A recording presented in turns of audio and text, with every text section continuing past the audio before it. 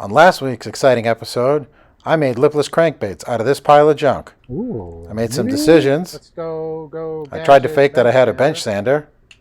All right, and just like that, it's a bench I sander. used I subpar think we need equipment. some sharper Forstner bits. Tried to use some Upside math. down trigonometry here, area under the curvedness, or whatever we're doing. Failed miserably. That's completely in the wrong spot. I don't like it. I don't like it. I don't Poured like it. lead poorly. I'm terrible at lead, guys. I'll tell you that right now. I'm just terrible at lead. And then there was this.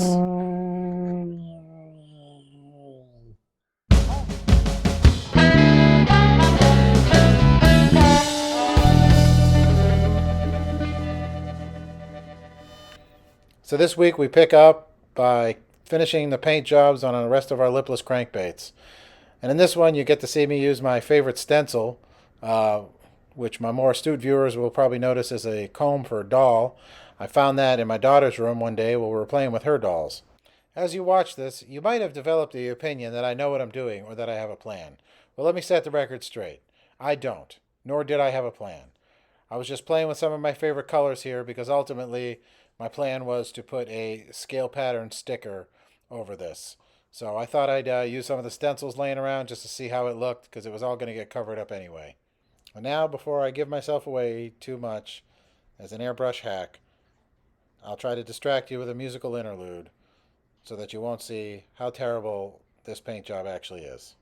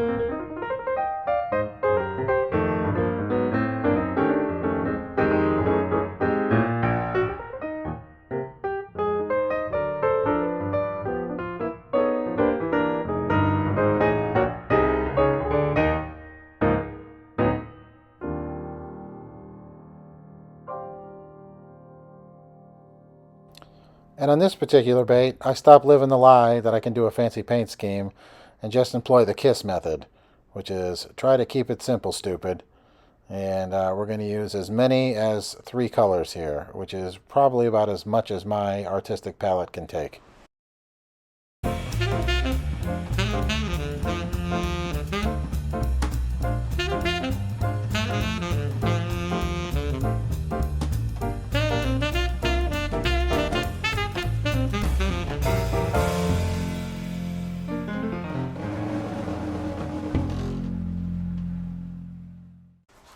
Well, finally, regular viewers, you made it to the painting of the last lipless crankbait.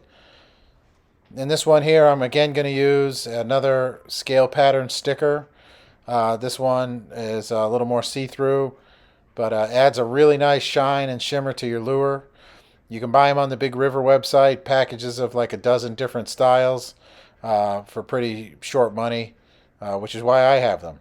So if you haven't used it yet, I recommend you give it a try. Just cut them to shape, and then they peel and stick. But I hope that would be, self-evident because I called it a sticker. And now that I've thoroughly insulted your intelligence, I'll try to provide you a musical interlude to help you recover.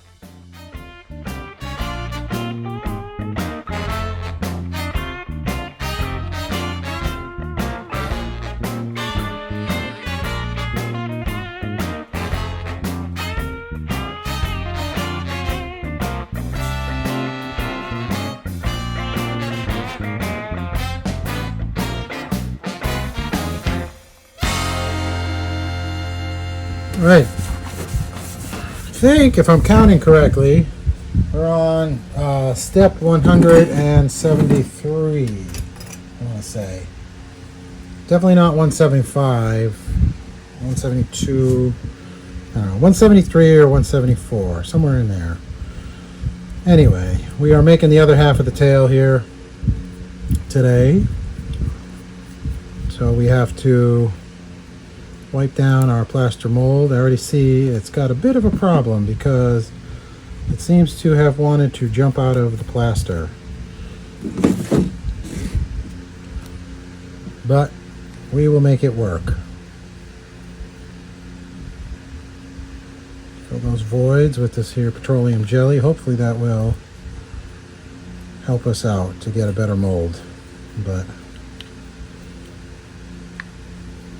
the big question is, how are you today? Are you guys having a fun day today? Hope things are going just special for you. This whole process here has just been special. That's the word we'll use. I know that not everybody's going to like the hard body lures that I make, these lipless crankbaits that I'm making here. Probably mostly because I'm not that good at it. And B, you won't like my style. So, but that's okay because the bass won't notice. I say that because the frustration level has been just a skosh high for this project. And screwed up some of the things that I was really trying to do well.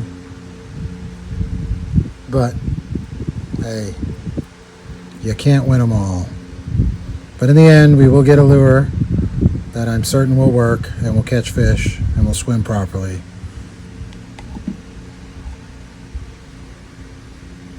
And that's all that matters. All right, enough of this horsing around. The point of this channel, though, regular viewers, is that you don't have to spend all the money in the world to get yourself exciting fishing lures that you want to use. You can get inspiration from other people's lures, from other lures, from nature, just from your fishing experience, or just be creative and make whatever you want and put a hook on it and see if it catches bass or whatever it is that species of fish you're fishing for. You know, pike or zander, we're going international. Whatever cool river monsters they got over in India or in Russia. I think that's where they got zander. Pretty sure I've seen a show on that there. I think they got some pretty vicious salmon-looking creatures in India. Anyway, point is, without spending a ton of loot, you can make your own lures and get out there and catch whatever it is that sport fish is in your particular area. Just as a regular guy or gal.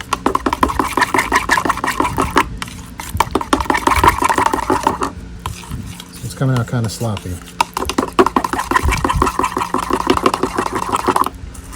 All right, good to go.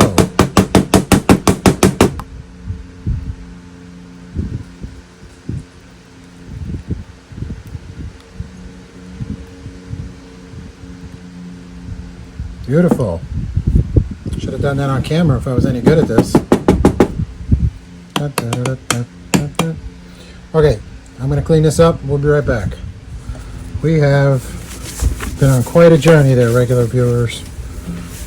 We have got our lures made, weighted, and painted. And here are two of my favorites. The two I'm most excited about here. And we got to clear coat these now.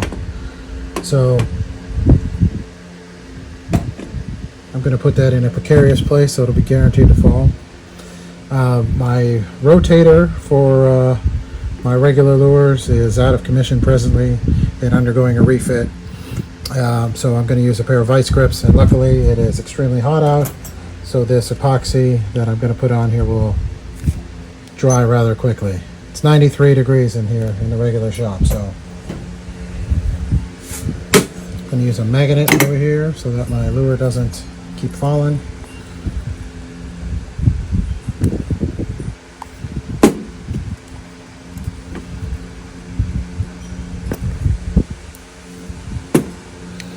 I like to add some sparkles. This white colored sparkle here is kind of nice because it doesn't, it adds a lot of sparkle, but it really doesn't change the color of the epoxy that much. We're going to add just a skosh, a sprinkle of fine flake there.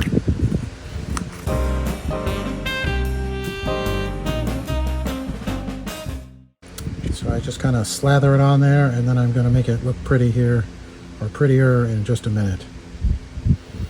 This bait came out pretty nice, pretty happy with it. The backside here, let's just say I had a couple of disagreements with my airbrush. I haven't used it in quite a while, and it was letting me know that. We had some words, you know, I got a little heated there for a bit, and we had to take it outside there. You know, he said some things, I said some things, and you know, but we came to an understanding after a bit. Okay, so this looks like way too much, and you'd probably be right, but what we're going to do now, I want to make sure that we've got every spot done. And then I'm just going to do this for a little bit, and it's really not going to take that long to set up, and this stuff self-levels really nicely. So we'll be back. So that clear coat came out pretty nice. Let's do it again. I did get a comment on one of the videos, you know, I think it was it was on the paintbrush handle lure. And I just want to make clear, I hope you guys understand that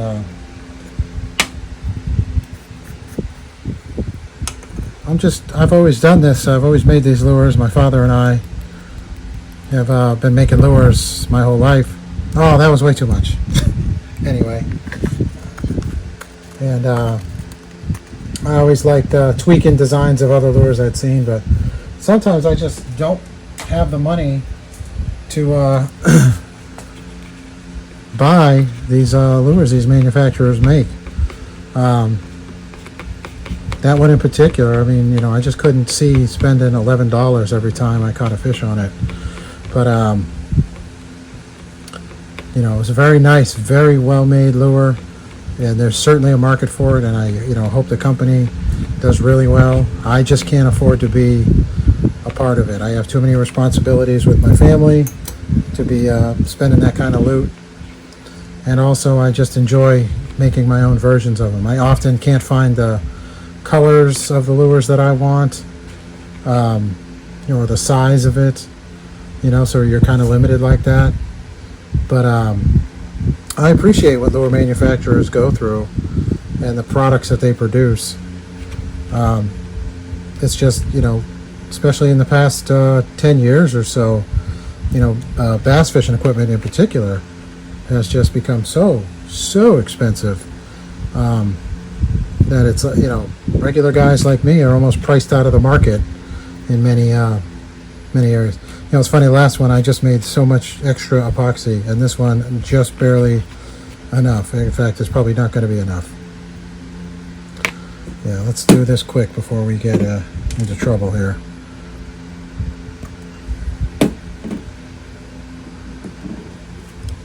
We may have messed this up, kids, live and on camera.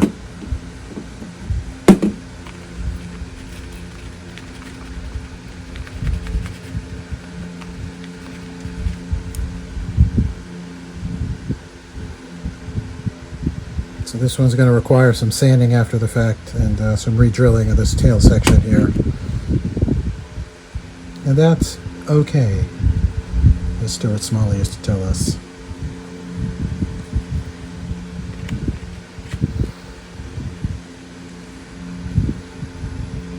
So anyway, that's what we're going to keep doing on this channel, is we're going to make our own lures. We're going to make lures after lures that we want to use, but we can't afford, can't see spending our family's money on, because your family's got to come first, there, regular viewers. And probably the sort of people watching this video know that. But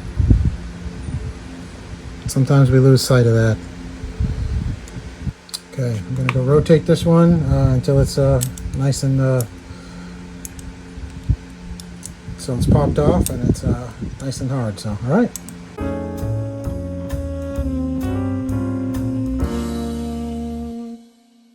If you're wondering why I just don't make one big puddle of epoxy and just go nuts on all my lures at once, I tried that before. Epoxy will get harder the more you mix when it gets hotter, and so the more you mix, the quicker it sets, and you end up not getting a nice clear coat made, and you end up trying to rush it and not get it spread really nice on your lures. So it looks more wasteful this way, but it in fact is not. By the time you got to like your second or third lure, it's already starting to harden.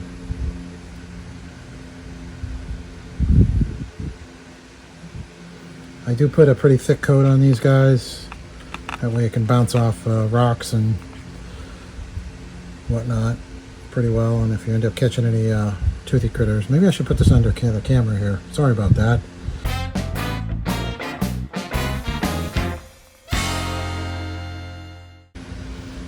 Last but certainly not least,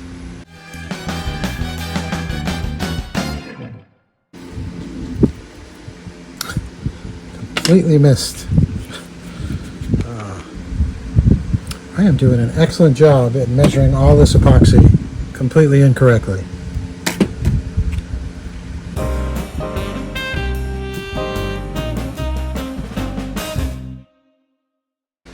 Why don't you paint it on camera there, regular guy? Let's set up again. All right, regular viewers, you've almost made it to the end, I promise. So right here, what I was doing is, once you use an epoxy clear coat like that, especially a real thick one like I do, you do have to do some cleaning and trimming, especially of all the eyelets where the hooks are going to go and where your tie-on points are going to be. This one in particular here, we had to trim out and clean out that keyhole slot. So for the rest of this, we're just hanging our hooks on it so that we can be done with this project finally.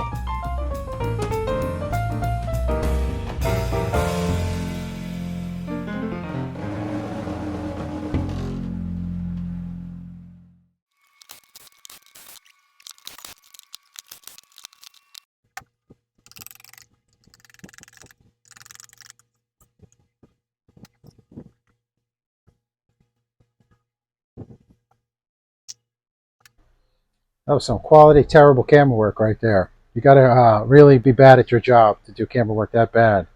You know, but I think you guys will be all right. You get the point. Let's see how our little tail came out. Okay, pressed a little too hard, got a lot of flashing, but we do have a tail. So we're going to trim that up, and I'll show you what we get. All right, here we go. Here's our tail. Like I said, this side didn't come out quite as nice on the mold, but it's all right. Still going to be flappy.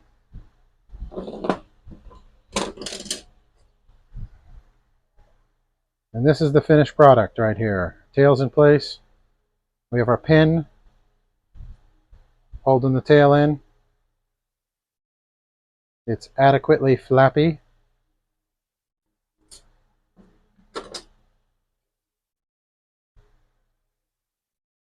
Here's our other lipless floating crankbait.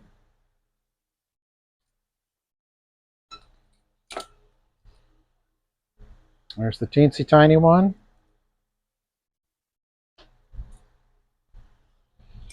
And the one that I have the most hope about is this here sunfish pattern. I won't hide anything from you guys. I did mess up on the back here. Got a little blowout, and these stripes kind of went in the wrong place. But it's still sunfishy looking, and I think the fish won't notice when it's moving as fast as it'll be moving. So anyway, I'm going to go try these out and let you know what happened. All right, thank you so much, guys. Don't forget.